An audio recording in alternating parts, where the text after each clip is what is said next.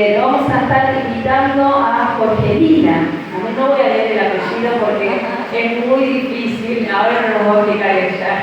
Bueno, mi apellido es Jugadewski, de origen polaco, aunque mis abuelos sí vinieron con pasaporte polaco a estas hermosas tierras, son de etnia ucraniana ellos. Ucrania, un país que está... Así que bueno, es un privilegio para mí poder estar con ustedes, ¿sí? Recibir la invitación de Ana. Nos conocimos vía Zoom hace un tiempo con Ana porque me la presentó Vivi, que también está acá. Es una compañera en esto que tiene que ver de compartir con distintas personas lo que Dios pone en nuestro corazón. Bueno, el público es diverso acá, ¿sí? Cuando la hermana recién preguntó quiénes son docentes, quiénes son pastores, quiénes son maestros de escuela dominical, el público es diverso. Entonces imagínense si yo les vengo a hablar de la dirección de escuela. Y es más, los que son docentes y los que no son directivos, van a decir que faltaba acá también alguien desde la dirección de escuelas. ¿Cuál es tu vocación y cuál es tu llamado? ¿Tienen para anotar? Busquen algo para anotar. Tómense 1 o 2 minutos para poder poner en poquitas palabras qué es lo que entendemos, si en una frase, no sé. ¿Cuál es tu vocación y cuál es tu llamado? ¿Quiénes hacen, como dice Efesios, la obra del ministerio? Los apóstoles, los profetas, los expositores, los conferencistas, no.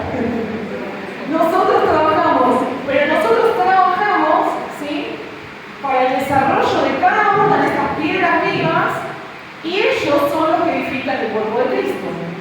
O sea, yo no edifico el cuerpo de Cristo, los santos edifican el cuerpo de Cristo. ¿Amén?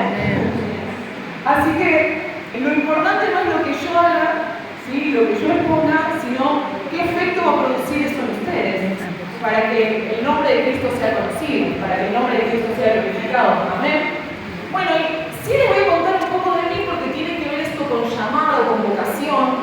Fui convocada justamente por estar vinculada con el área de la educación, porque quienes organizan, sí, este evento son los maestros a las naciones.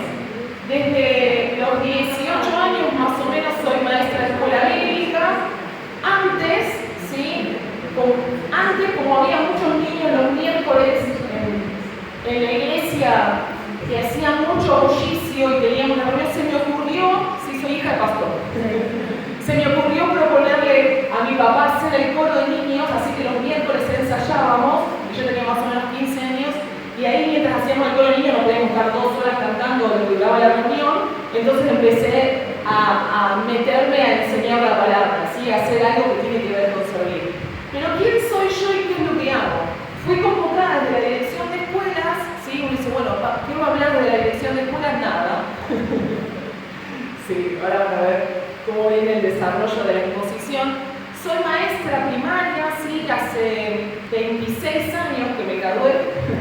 Así que tengo 26 años de ejercer esta profesión. En la actualidad soy directora de una escuela privada en la ciudad de Buenos Aires. Hace 12 años fui nombrada vicedirectora de esa misma escuela y en la actualidad mi compañero ascendió a supervisor y yo soy directora. Por eso tal vez fui convocada en ese lugar. También participo en ACIERA, soy parte del consejo directivo. Usted me mira a mí y yo me miro a mí y dice, ¿cómo está ella ahí? Yo tampoco lo entiendo, propósito de Dios. Soy parte del consejo directivo de ACIERA y, claro, como soy maestra me dijeron, bueno, te vas a encargar del área de la educación. También soy licenciada en Administración y Gestión de Políticas Sociales, graduada de la Universidad Nacional del 3 de febrero y soy docente en esa universidad. Y trabajo en la coordinación, hago todo, ¿de dónde saca tiempo esta mujer? Trabajo también en la coordinación de la carrera junto con el que es el coordinador de la carrera, así ayudando en algunas tareas primeramente administrativas y después, bueno, en algunas materias y en la docencia universitaria. Pero ninguna de esas cosas es mi vocación ni mi llamado. ¿A qué me llamó el Señor? ¿A qué nos llamó el Señor a cada uno de nosotros? Acompáñenme a la palabra. Vamos a ir a 1 Corintios capítulo 1, versículo 25. Un poquito antes, versículo 23 dice, pero nosotros predicamos a Cristo crucificado, para los judíos ciertamente tropezadero y para los gentiles locura, mas para los llamados así, judíos como griegos, Cristo, poder de Dios y sabiduría de Dios. Porque lo insensato de Dios es más sabio que los hombres y lo débil de Dios es más fuerte que los hombres. Pues mirad, hermanos, vuestra vocación, mírense entre ustedes, ¿sí? Mirad, hermanos, vuestra vocación, que no son muchos sabios según la carne, ni muchos poderosos, ni muchos nobles, sino que lo necio del mundo escogió Dios para avergonzar a los sabios, y lo débil del mundo escogió Dios para avergonzar a lo fuerte, y lo vil del mundo y lo menospreciado escogió Dios, y lo que no es, para deshacer lo que es, a fin de que nadie se jacte en su presencia. Mas por Él estáis vosotros en Cristo Jesús, el cual nos ha sido hecho por Dios. Miren qué nos ha sido hecho Cristo Jesús para nosotros. Nosotros, en la carne, yo presenté mis títulos para decirles que eso delante de Dios no vale nada. Yo vengo de la dirección de escuela, pero eso para mí no es nada. Cuando yo estoy en este ámbito, tiemblo, porque mi vocación y mi elección tiene que ver con otra cosa, y que también es tu llamado, es tu vocación y es tu elección. Y aunque vos no estés en el área de la educación como estoy yo, estás como pastora, estás como maestra de escuela dominical, o simplemente sos mamá o papá, que no es simple, sí es una gran tarea, un gran desafío formar vidas. La palabra de Dios dice que nosotros fuimos elegidos por Él no por nuestras capacidades, no porque seamos los mejores, ¿sí? Sino dice, lo vil del mundo, lo necio de Dios, escogió Dios para avergonzar a los sabios, y lo débil del mundo, escogió Dios para avergonzar a los fuertes. Mas por Él estáis vosotros en Cristo, el cual, Cristo, nos ha sido hecho. ¿Qué nos ha sido hecho? Sabiduría, justificación, santificación y redención, para que, como está escrito, el que se gloría, gloríese en el Señor. Y esto quiero leer con ustedes, ¿sí? También el capítulo 2 lo que sigue. Versículo 1 al final dice, no fui a ustedes por excelencia de palabras o de sabiduría, pues me propuse no saber entre vosotros cosa alguna sino a Jesucristo y a este crucificado. Y estuve entre vosotros con debilidad y mucho temor y temblor. Ni mi palabra ni mi predicación fue con palabras persuasivas de humana sabiduría, sino con demostración del Espíritu y de poder, para que vuestra fe no esté fundada en la sabiduría de los hombres, sino en el poder de Dios. Yo en esta mañana no vengo a hablar de ninguna sabiduría de los hombres, sino en el poder de Dios que quiere manifestarse en nosotros en el ámbito donde el Señor nos pone. ¿Saben qué? La educación para mí no es un llamado. La educación es una herramienta. Es una herramienta que Dios puso en mis manos y que Dios puso en la mano de muchos de ustedes para que nosotros demos a conocer a Cristo, para revelar las virtudes de aquel que nos llamó de las tinieblas a su gloria. Amén. El apóstol Pablo dijo en Gálatas capítulo 1 versículo 16 que él era bienaventurado porque él había sido escogido desde el vientre de su madre. ¿Para qué? Para revelar a su hijo en mí. Entonces, ¿cuál es mi llamado? ¿Cuál es mi vocación? Revelar a su hijo en mí. Y les voy a contar un poco de mi historia para que ustedes entiendan por qué estoy acá. Y decir, bueno, está bien, es revelar a su hijo en vos, ¿sí? Pero lo haces a través de esto. Sí, es una herramienta. Pero el propósito de cada uno de nosotros, en el ámbito donde Dios nos pone, es que Cristo sea formado en nosotros, revelar a su Hijo a través de nosotros, y que el poder de Dios, donde estamos, se manifieste a través de nuestras vidas. ¿Y cómo se va a manifestar el poder? Bueno, eso es tema de Dios y del Espíritu Santo en sus tratos con nosotros. Ahora vamos a profundizar y vamos a avanzar un poco en eso. Como les dije antes, yo soy hija de pastor. Cuando termino la escuela secundaria, habiendo sido criada en una casa donde la prioridad es amar a Dios y servir a Dios, yo dije, quiero una profesión donde yo pueda servir a los demás. O sea, que a través de la profesión no iba a ir a la escuela bíblica, en ese entonces no tenía el llamado así misionero a meterme en una escuela bíblica, y tampoco desde nuestro hogar, desde nuestra iglesia se comentaba eso. Hay lugares que lo hacen y bienvenido sea. Entonces quería estudiar algo, sí, quería formarme en algo que me permita servir a los demás. Pero yo quería algo de prestigio. Lo último que iba a elegir era ser maestra. Y más que yo estudié en los 90, en la época de Menem, donde la carpa blanca, ¿cuántos son de esa época? La carpa blanca estuvo por años en la Plaza Congreso. Esa carpa blanca era la carpa de los docentes, donde ellos reclamaban por años los sueldos eran bajísimos. Y en esa época nadie estudiaba para maestro. Entonces yo hice todos los cursos de orientación vocacional, todo, pero terminé eligiendo lo que a mí me parecía psicología. Empiezo la universidad y en mi vida había iba bien, cuando hacía pensamiento científico iba bien, cuando quería leer psicología no entendía nada. Y yo dije, me parece que este no es el lugar para mí. ¿Por qué? Porque yo tenía en mi mente, bueno, quiero estar en una oficina bonita, quiero vestirme de trajecito azul. Miren esas proyecciones que uno hace cuando es chico, ¿no? Yo quiero algo de prestigio, quiero ser abogado, ¿no? Quiero ser doctor. Y mi mamá, sí, una mujer sabia, obviamente dejo psicología y dejé correr ese año, me dediqué a trabajar y cuando me voy a anotar de vuelta, digo, voy a empezar, había dejado la vocación de servir al sector, enseñamos si no le enseñé a estudiar marketing. Nada que ver con el contacto directo con personas. Y mi mamá dice, ¿por qué no te anotás para ser maestra? No, digo, yo con los chicos de la iglesia más o menos, pero los chicos conmigo, no. Pero fíjate, bueno, siguiendo su consejo me fui a anotar al profesorado y el profesorado empezaba en marzo y marketing empezaba en abril. Entonces dije, bueno, empiezo el profesorado y después me engancho en el marketing, vamos a ver. El día que me siento en ese lugar, el Espíritu Santo me dice, este es el lugar donde tenés que estar. Tremendo, porque yo en ese momento discutía y yo dije, Señor, acá ni una semana. Acá ni una semana, ¿no? Esa lucha interior de lo que Dios quería para mi vida, de cómo Dios quería afectar a las personas a través de mi vida, de cómo Dios quería revelar a su Hijo a través de mi vida, y yo que quería ser una persona prestigiosa. Hoy tengo una oficina en aire acondicionado, pero tuve que vivir un proceso. ¿Y saben qué? La oficina con aire acondicionado no me importa nada.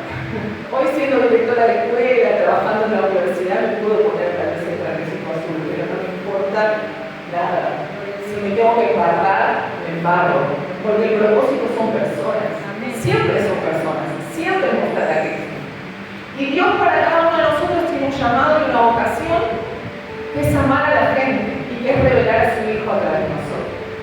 Entonces, no importa quién sos, no importa lo que te sabes, yo no me podía parar en un púlpito a hablar, y acá les sigo contando que cuando termino la carrera docente, nos recibimos en 2 camadas. Yo no hice la residencia en la primera camada, la hice en la segunda camada porque justo había encontrado trabajo y quería trabajar. Mi hermano se había ido a estudiar a México, a la escuela de Marco Buick, imagínense ahí.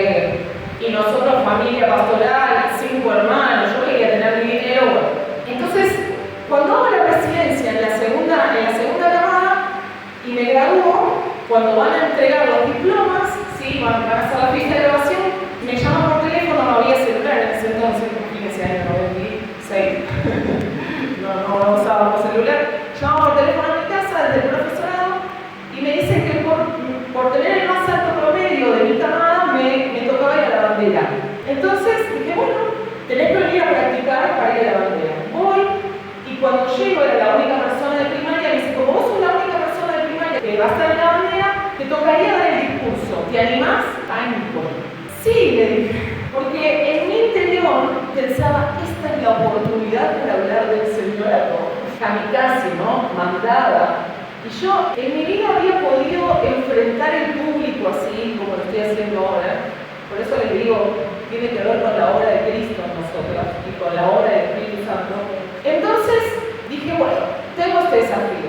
Y resulta que mientras cursaba el profesorado, yo observaba a mis docentes y me llamaba la atención que los profesores del profesorado, cuando había un acto, en lugar de contarnos, por ejemplo, acerca de Sarmiento, acerca de San Martín, acerca de esa fecha patria, leían un discurso. Yo decía, sos profesor de profesorado, internamente, ¿no? Esa crítica que tenemos que somos alumnos, ¿no? Después cuando estamos del otro lado, sabemos que la realidad es bastante compleja. Sos profesor de profesorado, no podés hablar de San Martín, no podés hablar un poco de Sarmiento. Eso lo decía yo en mi interior. Entonces, en mi ideal estaba que si uno va a dar un discurso, no tiene que leer, lo tiene que hablar. Imagínense, 22 años, sin experiencia, yo quería hablar un discurso de grabación donde levante el nombre de Dios. Me fui ese día a casa y empecé a preparar el discurso. Lo estudié, pero no me animaba, ¿sí? A poder decirlo. Cuando empiezo el discurso, digo, bueno, lo voy a leer, pero cuando empiezo el discurso, como yo no sabía hacer discursos, copié lo que hacíamos en la escuela, cuando yo era alumna, y empiezo con el saludo. Cuando empiezo con el saludo, no me doy cuenta que estoy estoy hablando y cuento una narración que yo escuchaba en las campañas de Anatomía acerca de lo que era no mancharse, de lo que era ser íntegro. Entonces empecé a hablar de la integridad, era un cuento, ¿sí? El cuento del armiño, no sé si alguna vez lo han escuchado ustedes, no me da tiempo hoy para relatarlo y no es el propósito. Empiezo a hablar de eso y después hablé acerca de dos cosas que para mí eran significativas cuando vamos a ser docentes. Menciono a dos personas que marcaron mi vida, ¿sí? En la escuela cristiana, a mi maestra de sala de 4 y a mi maestra de sexto y séptimo, dos cristianas que fueron modelos de vida para mí, porque ellas hicieron, no siendo excelentes docentes, pero sí siendo, escuchen esto, porque esto es parte del taller, sí siendo personas que tenían la capacidad de mostrar a Cristo. Eso es lo que impactó mi vida.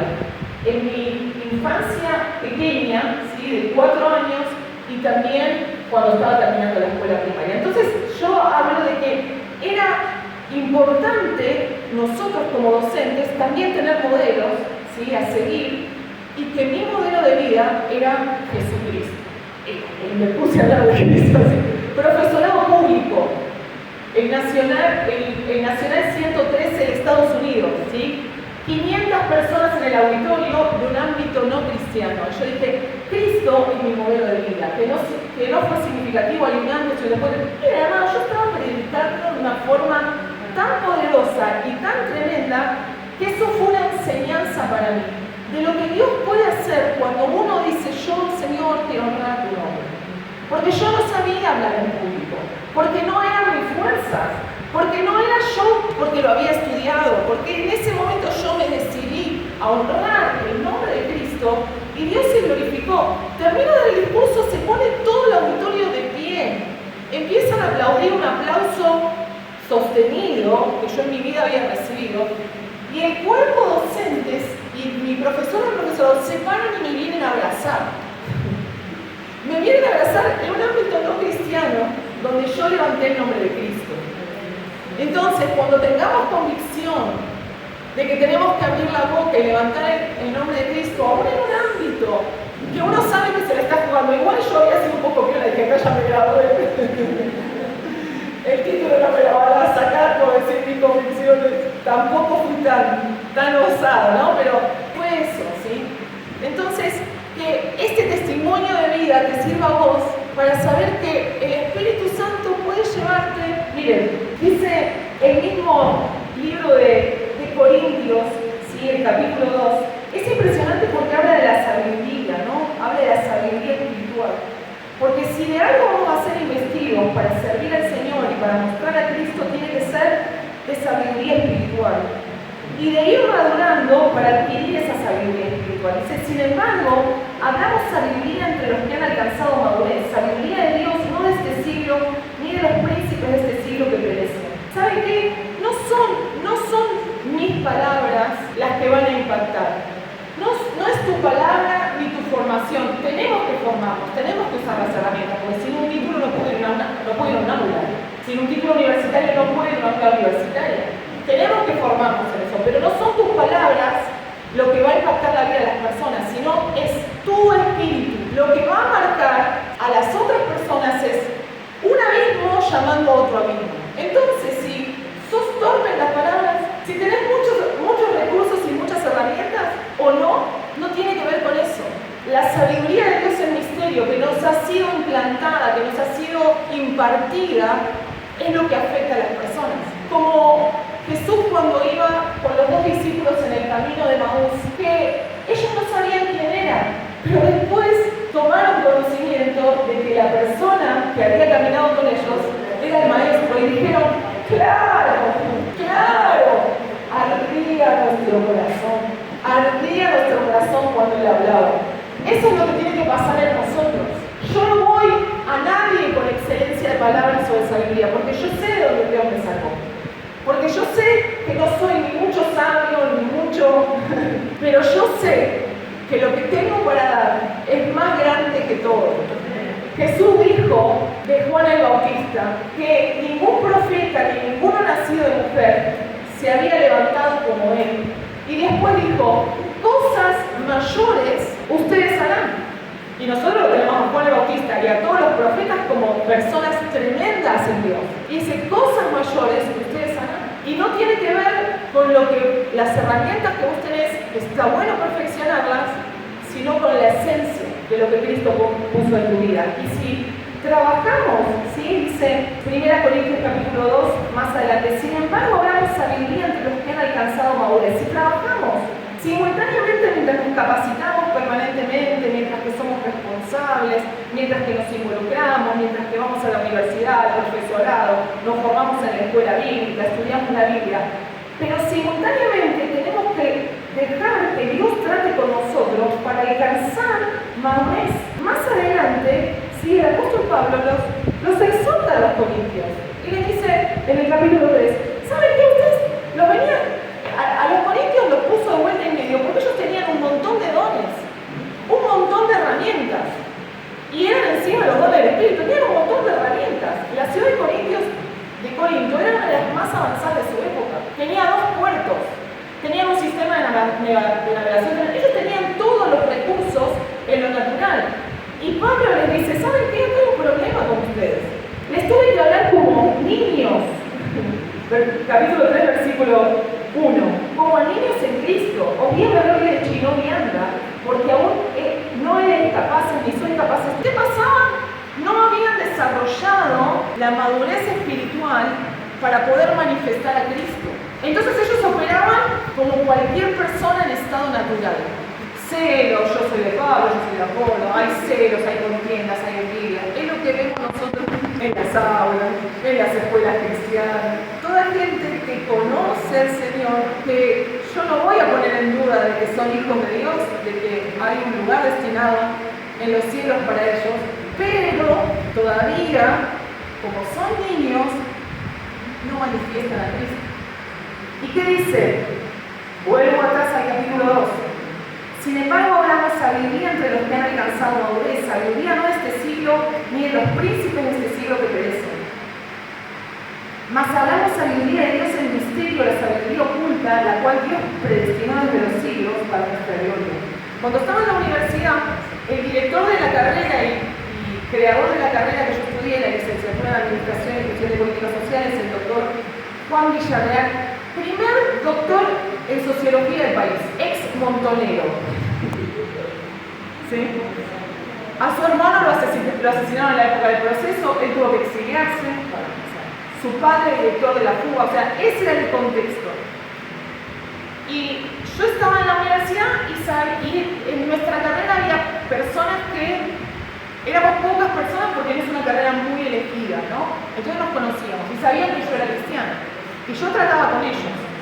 Y en un momento estaban eligiendo a un estudiante que sea ayudante del Instituto de Investigación. Entonces postulamos varios. Y después tuvimos un coloquio. Y estamos hablando, ¿sí? Y Juan Villarreal, ¿sí? Primer doctor en Sociología, me increpa y me dice, bueno, Jorgelina, ¿no? Quiero que me compares a Jesús con Marx. Me mató. En un momento cuando me tira esa pregunta me mató. Y yo le digo, discúlpeme Juan, ¿no? Teníamos confianza. Discúlpeme Juan, yo no puedo comparar a Jesucristo con Marx. Primero que yo conozco a Cristo en un plano que es el plano de la fe. Es un plano espiritual. Y Marx es razonamiento, tendrá sus ideas, tendrá su ideología. Entonces yo no lo puedo comparar, ¿no? Me acuerdo que esa fue la respuesta. Muy bien, me dice. Quedé seleccionada, fui yo la acompañante de este doctor en las investigaciones y un día me dice, ¿sabes por qué fuiste elegida? Por tus fuertes convicciones. ¿Okay? Entonces, la sabiduría espiritual que Dios nos puede dar son, como dice acá, 1 Corintios capítulo 2, versículo 9. Antes bien, como está escrito, cosas que ojo no vio, ni oído yo, ni han subido al corazón del hombre, son las que Dios ha preparado para los que le aman. Pero Dios nos reveló a nosotros por el Espíritu, porque el Espíritu todo lo escudriña aún lo profundo de Dios. Versículo 12. hemos recibido el Espíritu de Dios, el Espíritu que proviene de Dios, para que sepamos lo que Dios nos ha concedido. Entienden, hermanos, que hay una sabiduría espiritual que es mucho más profunda que toda sabiduría natural. Vieron que hace un rato cuando iniciamos el taller les hice una pregunta. Les hice una pregunta de cuál era nuestra vocación y cuál era nuestro llamado. ¿Cómo hacemos? Sí, la siguiente pregunta para pensar. ¿Cómo hacemos para ser más efectivos en lo que hacemos? Porque claro, ahora entiendo que el camino es que la sabiduría de Dios se manifieste a través de mí. Y el desafío es madurar en Cristo. Salir de la etapa de niño para llegar a esa etapa de madurez, donde uno realmente puede administrar la dieta espiritual. La dieta espiritual tiene que ver con poder administrar palabras de vida para dar verdadero alimento al que necesita. Por eso acá dice, nosotros hablamos. El maduro tiene la capacidad de administrar palabras espirituales para alimentar a una generación. Y ese es no enseñar la Biblia en la escuela, porque podemos enseñar la Biblia en la escuela sin pena ni gloria. Y los chicos van a adquirir muy buenos principios, pero lo que transforma es el espíritu, es la vida impartida. Enseño la palabra bajo la revelación del espíritu, un abismo llamando a otro abismo, hablando palabras espirituales. Tal vez los conceptos que estoy diciendo son para algunos un poco chocantes, sepan disculparme. Entonces, ¿cómo hacemos para ser más efectivos en el ámbito donde Dios nos puso? Hace poco, desde Asiria, me llama la pastora Ligia y me dice, hace un par de meses, me dice, y esto fue tan revelador para mi vida y por eso lo quiero compartir. Porque yo dije, acá, por acá es el camino, ¿no? Porque uno muchas veces busca cómo seguir siendo tratado por Dios y cómo avanzar para ser un buen administrador de la gracia, para que en los ámbitos donde Dios nos pone realmente podamos administrar la vida espiritual, podamos reflejar a Cristo. Y resulta que me llama había un Zoom internacional y me dice, porque ella no puede representar a Argentina para orar, era de AEL Mujer, preparándose para un encuentro que iban a tener allá en el Caribe, o sea, a mí me invitaron al Zoom pero no al Caribe, el encuentro. Así que bueno, dije, vamos a... Sí, dije, no hay problema, yo voy a orar. Y al otro día me pasa los motivos de oración, ¿no? Y me dice, bueno, te toca orar por la Argentina, por la crisis política y económica.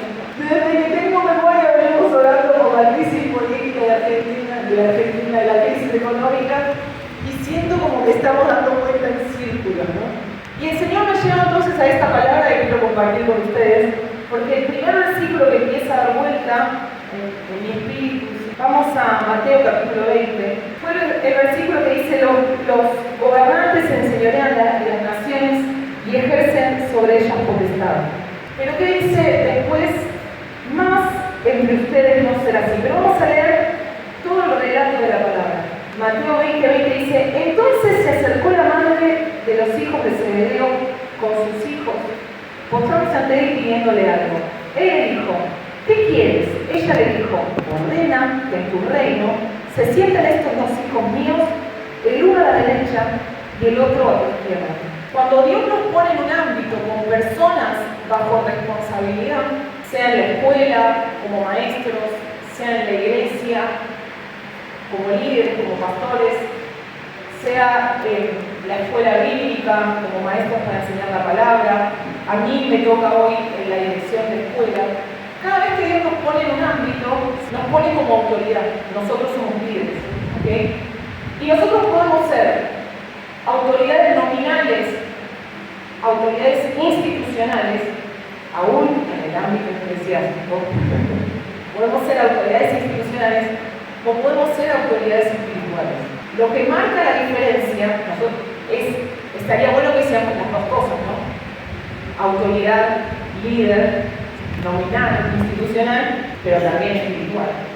Hay personas que tal vez no tienen ningún reconocimiento institucional, pero son autoridad espiritual. Y lo que marca la diferencia es tener autoridad espiritual. Entonces, acá los discípulos y su mamá tenían una expectativa del reino. Es lo que nos pasa a nosotros, como me pasó a mí al comienzo de cuando yo quería elegir la carrera. yo quería sentarme a la derecha, ¿no? ¿Se acuerdan? Ir a la oficina con el traje. Esa era mi idea de cómo tenían que ser las cosas. Pero Dios se encarga de derribar todo eso. Y estos dos muchachos con su mamá pensaban, según el contexto social y político de la época, estos dos discípulos, que Jesús iba a venir como un rey para librarlos del gobierno romano. Entonces, bueno, en tu reino, uno a la derecha, uno a la izquierda. O si fuera del cielo, ellos querían estar en una posición de autoridad. Entonces Jesús les respondió, no sabéis lo que queréis. Yo cuando uno se mete en esos lugares, Señor, yo quiero servir. Quiero dar mi vida por ti. Llévame a las naciones. Maestro de las naciones. ¿Sí? Bueno, no sabéis lo que queréis. Muchos de nosotros cuando respondimos al llamado no teníamos idea en los caminos que nos iba a llevar. Pero no hay mejor vocación ni mejor elección. Y le dice, ¿podéis beber del vaso que yo he de beber y ser bautizados por el bautismo con que yo soy bautizado? Y ellos ingenuamente dijeron, sí, podemos. Y Jesús les responde, a la verdad, de mi vaso beberéis y del bautismo con que yo soy bautizado, seréis bautizados. Pero el sentados a mi derecha y a mi izquierda no es mío darlo, sino aquel por quien se está preparado por mi Padre.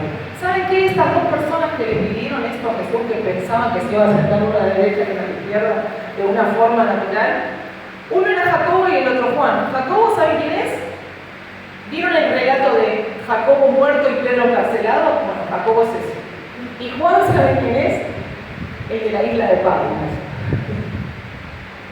Bebieron del vaso.